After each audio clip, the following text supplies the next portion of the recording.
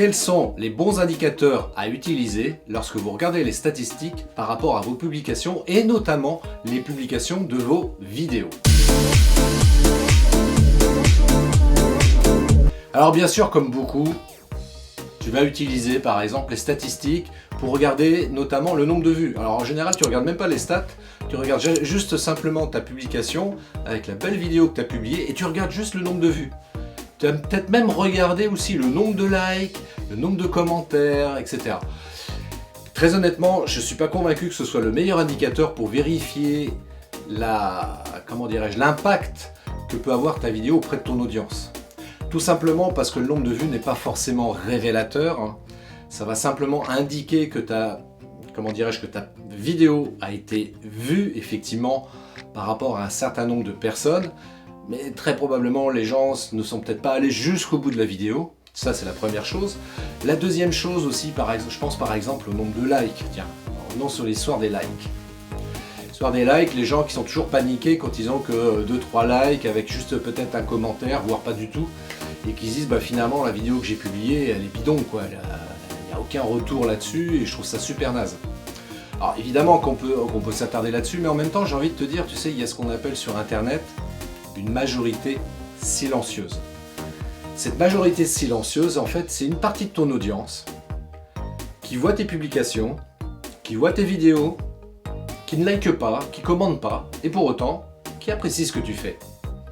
Moi, je vais te dire, j'ai régulièrement comme ça des exemples de personnes qui ne like pas, qui commentent pas mes vidéos, et qui, au hasard d'une rencontre ou d'une discussion, me disent « Ah bah tiens, Christophe, j'ai vu ta vidéo, là, la dernière que tu avais mise, là, sur comment faire des vidéos en 5 étapes. Enfin, franchement, je l'ai trouvé génial, c'est bien expliqué, c'est très pertinent, et ça m'a apporté beaucoup de choses. » Et moi, dans ma tête, j'ai envie de lui dire « Mais mec, pourquoi t'as pas liké, quoi ?» Mais parce que c'est normal, c'est comme ça. Et moi, le premier, j'avoue que moi, dans mon fil d'actu, je vois des choses apparaître, des choses intéressantes, et qui, pour autant, je ne vais pas forcément liker dessus. Pourtant, je trouve ça intéressant. Mais je like pas, parce que je n'ai pas l'idée spécialement, je trouve ça plutôt pas mal comme contenu, mais ça me donne pas spécialement envie, ou j'ai tout simplement pas l'idée de liker à ce moment-là. Donc c'est comme ça. Et cette majorité silencieuse est très importante. J'ai encore eu un exemple dernièrement, il y a quelqu'un qui me suit depuis pas mal de temps, et puis dernièrement qui m'a contacté, qui m'a dit « Christophe, j'aurais besoin d'être accompagné par toi pour comprendre comment faire des vidéos, intégrer ça à ma stratégie marketing. » J'ai dit « Ok, pas de problème, on a pris rendez-vous et puis voilà, là, très prochainement, je vais accompagner cette personne-là pendant 3 mois. » Et c'est génial, tu vois. Donc c'est pour ça que ce que je dis, il ne faut pas s'attarder spécialement sur le nombre de vues et encore moins sur le nombre de likes parce que ça n'a aucun intérêt, ça n'a aucune valeur parce qu'encore une fois tu as des gens qui vont voir ta vidéo et qui vont pas spécialement liker et puis qu'à un moment donné, et même peut-être même qu'ils vont même pas la voir ta vidéo, mais ils savent que tu publies régulièrement des choses là-dessus et puis et notamment des vidéos, mais à un moment donné ils vont se dire « Ah oui tiens, je me rappelle, lui je sais qu'il est spécialiste dans ce domaine-là, je vais le contacter, c'est lui dont j'ai besoin. » Donc ne t'attarde pas du tout là-dessus. Concernant les statistiques que l'on peut trouver sur les réseaux sociaux, je pense notamment par exemple à Facebook, YouTube ou LinkedIn, il y a quand même des indicateurs qui peuvent être intéressants et moi je t'invite vraiment autant que possible à regarder les statistiques proposées sur ces différents réseaux-là pour voir un petit peu comment ça se passe. Par exemple, tu vois sur Facebook, tu vas avoir ce qu'on appelle l'engagement ou le nombre d'impressions, le nombre de fois où en fait ta publication est apparue dans le fil d'actualité des personnes qui te suivent et qui suivent donc. Alors, ce que j'ai oublié de dire sur Facebook, je parle des pages Facebook, pas du profil Facebook. Si tu publies des vidéos sur ton profil Facebook, tu n'as accès à aucune statistique. C'est une des raisons pour lesquelles je t'invite fortement à créer une page Facebook si tu n'en as pas encore une, ce qui te permettra donc du coup d'avoir accès à des statistiques très précises, très pointues, qui peuvent être justement très intéressantes pour analyser un petit peu le parcours des gens qui regardent tes publications et notamment des vidéos. Sur YouTube, tu vas avoir aussi accès bien évidemment au nombre de vues, mais aussi regarder combien de temps les gens restent à regarder ta vidéo. Est-ce que les gens regardent ta vidéo jusqu'au bout ou alors est-ce que tu vois une courbe qui d'un coup au milieu de la vidéo descend radicalement, ce qui peut être un indicateur très intéressant parce que ça veut peut-être dire quelque part que tu as perdu l'attention des internautes à un moment donné dans ta vidéo qui fait que ils arrêtent et ils vont aller ailleurs. Et ça peut vraiment t'aider aussi à optimiser justement tes vidéos, à les faire différemment pour arriver à capter un petit peu plus l'attention des internautes. D'autant que tu peux aussi avoir accès malgré tout à cette notion d'origine géographique, de savoir depuis quelle ville ou de quelle région les gens se connectent. Les gens se sont connectés pour voir ta publication et en l'occurrence ta vidéo. Et ça peut être un indicateur également intéressant parce que si par exemple tu as une dimension nationale, tu sais que par exemple sur la région parisienne ou sur la région Rhône-Alpes ou je ne sais quoi, tu vas voir comme ça des choses qui vont se détacher et te dire ok, il y a beaucoup plus de gens de telle région qui se sont connectés et qui ont vu ma publication et ça peut être intéressant. Et puis également après un peu plus dans le détail, depuis quelle ville précisément les gens se sont connectés et qui ont vu le plus ta publication. Est-ce que ce sont des gens de Paris, de Marseille ou de Biarritz par exemple? Et ça c'est quelque chose qui peut être utile effectivement dans l'analyse des chiffres que tu peux avoir. Alors une fois qu'on a parlé de ça, évidemment, quel serait le bon indicateur qui te permette de te dire si ta publication a eu un réel impact auprès de ton audience? Moi je pense qu'en réalité pour moi le vrai indicateur c'est le taux de conversion. Le taux de conversion, c'est-à-dire combien, si tu as fait une pub, alors ça va être beaucoup plus significatif évidemment.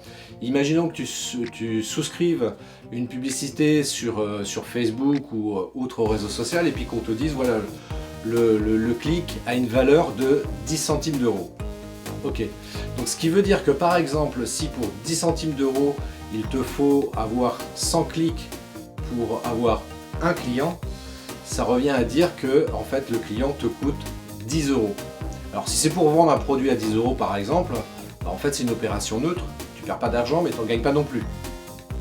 Donc là aussi il y a des questions à se poser, donc essayer d'améliorer justement ce taux de conversion pour essayer de gagner un peu d'argent. Le pire c'est que pour reprendre ces mêmes chiffres par exemple, si pareil le clic te coûte 10 centimes et que là par contre tu as 200 clics pour avoir un client, en fait là le taux de conversion ça te coûte 20 euros pour un produit qui en face coûte 10 euros, donc en fait tu perds 10 euros à chaque fois quoi.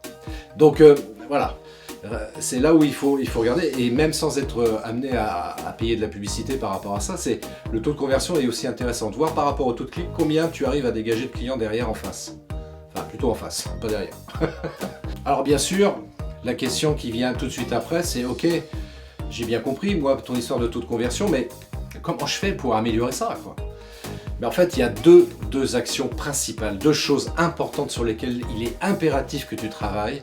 C'est d'une part définir ton client cible, ça c'est indispensable, et puis la deuxième chose, d'avoir un objectif précis, spécifique. Voilà, je dirais, tu vois, dans l'esprit SMART, avoir un objectif spécifique. Si tu arrives à répondre clairement à ces deux points particuliers, eh bien tu vas te donner toutes les chances de mettre en place une communication sur les réseaux sociaux qui te permettent d'améliorer sensiblement, voire très efficacement, ton taux de conversion. Parce qu'en tant qu'entrepreneur, encore une fois, évidemment, on a tous cet objectif-là, c'est pas juste publier pour le plaisir, même si ça peut être plaisant, bien évidemment, de publier, mais en l'occurrence, c'est surtout pour publier, pour obtenir des clients à l'arrivée. On est d'accord, hein, tu es entrepreneur, tu es là pour faire du chiffre d'affaires. Hein.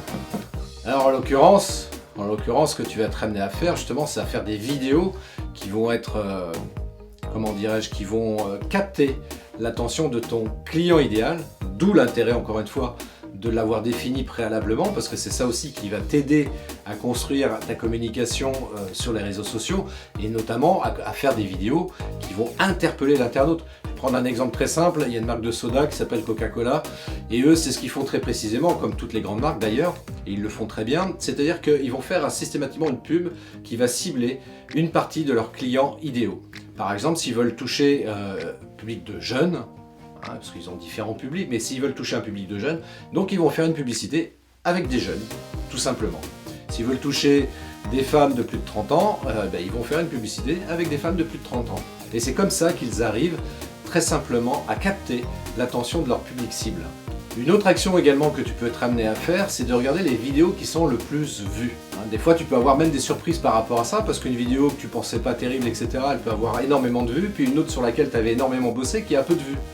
Donc de poser les vraies bonnes questions par rapport à ça, justement de te dire, tiens, qu'est-ce qui a fait que cette vidéo a bien marché, et pourquoi telle autre a moins bien marché. Et ça va t'aider de cette manière-là à affiner, à améliorer la qualité des vidéos que tu vas réaliser. Donc regarde bien les statistiques, c'est encore une fois quelque chose qu'on a tendance à oublier de faire, mais ne serait-ce qu'une fois par mois, par exemple, tu te prends l'habitude, tu notes ça sur ton agenda, regardez les statistiques de cette vidéo-là sur les différents réseaux pour voir comment ça a fonctionné.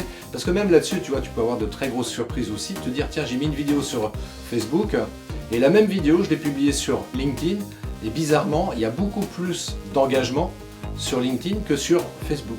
Tiens, c'est curieux, pourquoi, comment, etc.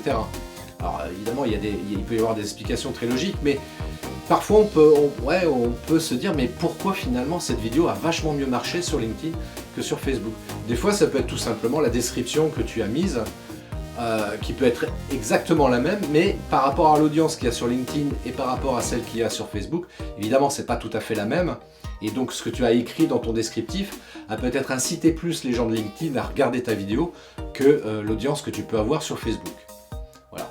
Donc publier des vidéos, ça se fait pas ça se fait pas aussi facilement, ça se fait pas aussi simplement, et surtout, ça ne se fait pas sans réflexion préalable. Donc c'est toujours réfléchir, se dire ok, je veux faire telle vidéo, pourquoi je veux la faire, à qui ça s'adresse et quel est mon objectif précis à travers la vidéo que je réalise et que je vais diffuser sur un ou plusieurs réseaux sociaux. Si tu veux aller plus loin dans la réflexion, moi je t'invite à prendre rendez-vous dès maintenant sur mon agenda en ligne, dont le lien se trouve ici en dessous dans la description. Et pendant cet entretien, on fera l'analyse ensemble de tes actions sur les réseaux sociaux et surtout regarder pourquoi certaines publications fonctionnent, d'autres pas. Et je te donnerai évidemment 2-3 conseils qui vont t'aider justement à améliorer ta stratégie de contenu sur les réseaux sociaux et surtout t'aider à faire des vidéos et si tu en fais, de les améliorer de manière beaucoup plus efficace parce qu'évidemment il y a quelques techniques à connaître par rapport à ça et si on veut booster l'efficacité et améliorer encore une fois le taux de conversion de ces vidéos, voilà, il y a quelques techniques à mettre en place très simplement. Donc n'hésite pas, tu me contactes dès maintenant sur le lien qui se trouve juste en description. Je t'attends de l'autre côté. Allez, ciao!